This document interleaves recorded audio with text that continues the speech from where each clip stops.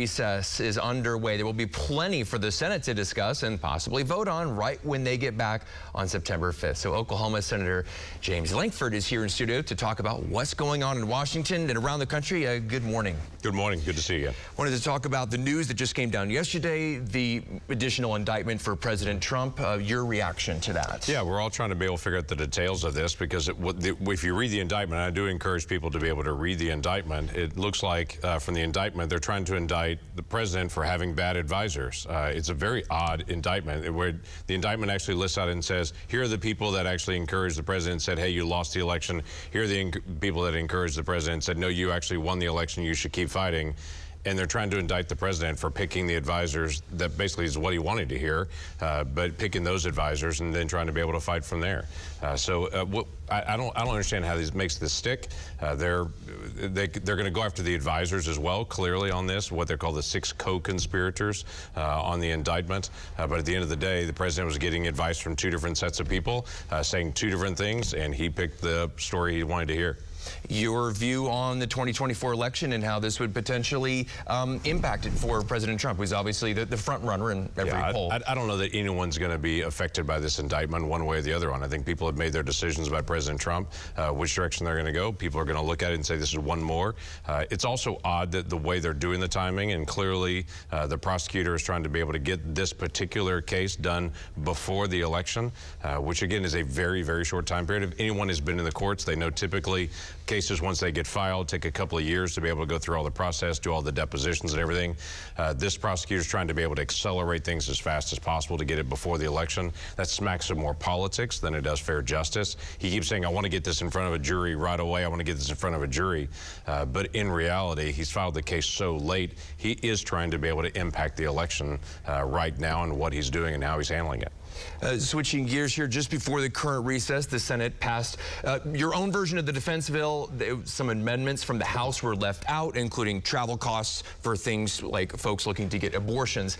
Does this defense bill have a chance of getting through in September? What's the timeline on reconciling? So we have to get it done by the end of the year. So the House has one bill. The Senate has now passed their bill, which I had about 30 some odd amendments that were just my amendments that were in that bill that got in there and done. A lot of those affecting Oklahoma. There's a pay raise piece that's in there for members of the military, a lot of Oklahoma installations, and the things that we're working on specifically here for our national defense in Oklahoma are in there.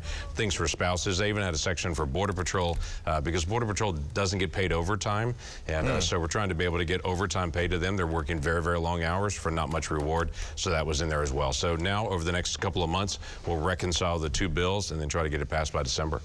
I'm curious if you think that a government shutdown is on the way. I know the House was talking about, we talked with Representative Stephanie Bice, Alex Cameron in D.C. about how they split it into 12 different budget bills rather than the omnibus bill. Do you think there will be a government shutdown coming up? There shouldn't be a government shutdown. How about that? And I don't anticipate one that's coming on this. There are 12 bills. That is the law that's set up called the Budget Act of 1974, where Congress is supposed to pass 12 individual bills. When those bills can't get done, they get all lumped together. That's what everyone calls the omnibus bill. That's a terrible way to actually do legislation, is to try to lump everything together. That bill ends up being 4,000 or 5,000 pages at that point, which actually no one reads and goes through all that. So it's much, much better to be able to break it up one at a time. The House has already passed one of their bills of the 12. The Senate has not passed any of those yet. Chuck Schumer has not brought them to the floor, even one of those bills yet. So that's all got to get done by the end of September. If not, then there'll have to be what they call a continuing resolution to be able to keep the government open. That's not as good as passing the individual bills, but keeping us open is a good idea as well. We don't want to have the distraction of that. Quite frankly, we spend more money in the shutdown than we save by any means.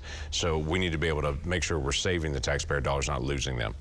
I wanted to get an update. Alex Cameron had talked to you in July about passports and how your office is working to, what's the number now? Is it 400 passports, 3 staffers devoted to just getting people passports because it's delayed? That's right. Yeah, the State Department's been very, very slow in trying to get things done. What happened is they got behind during the COVID time period. Americans started going back to work and traveling. State Department was still not working. They're working remotely and not coming in, and they got farther and farther and farther behind.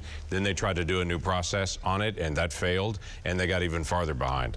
And so actually included in the National Defense Act that actually passed last week, one of my amendments was to try to fix this issue for the passport piece, to do several things specifically. One of them is to get a tracking. Right now, you mail your passport in, you literally, it goes in a black box. Right. You have no idea where it goes at this point. So trying to get an online tracking like you would for Walmart.com or wherever it is, so you know where your passport is when it's going out and when it's coming back.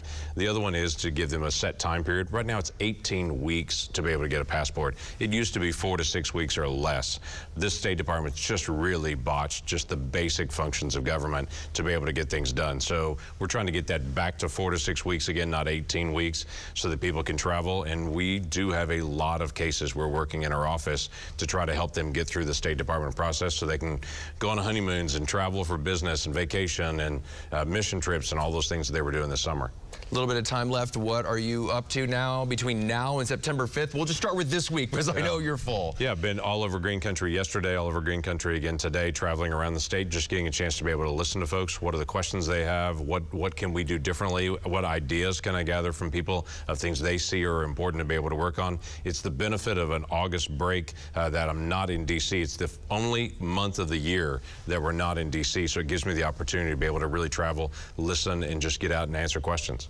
Senator James Lankford, thank you so much for stopping by the studio. You bet. It's good to see you all.